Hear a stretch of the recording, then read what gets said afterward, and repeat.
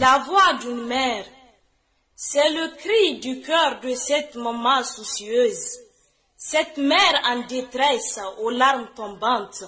au cœur déchiré, qui prie nuit et jour, qui conseille, qui corrige, qui bastonne, qui rejette le comportement de son enfant, qui refuse d'écouter, qui refuse de croire, qui refuse d'accepter, qui refuse de comprendre qu'il est en train de détruire sa vie lui-même et de mettre tout son avenir en péril.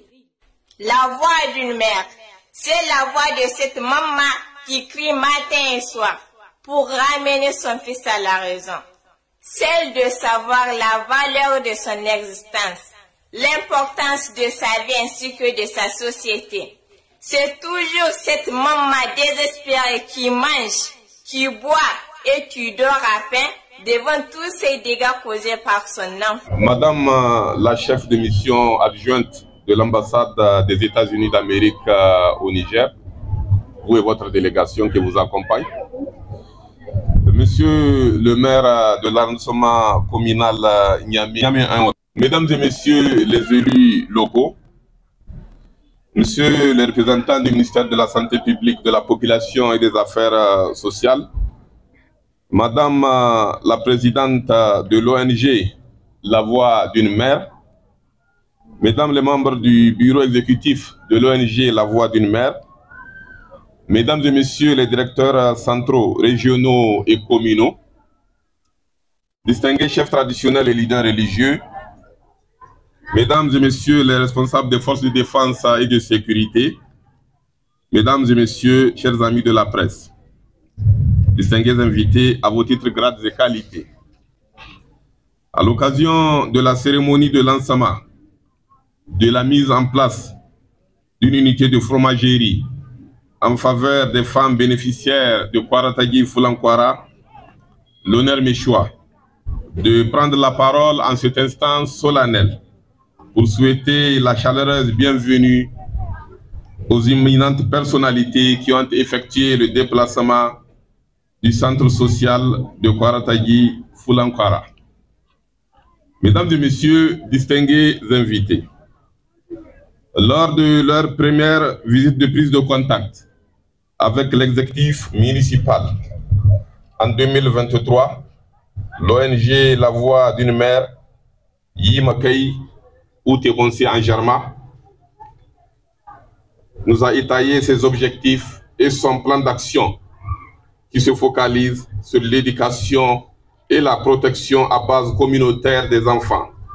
par le truchement du renforcement économique des ménages, notamment les femmes vulnérables.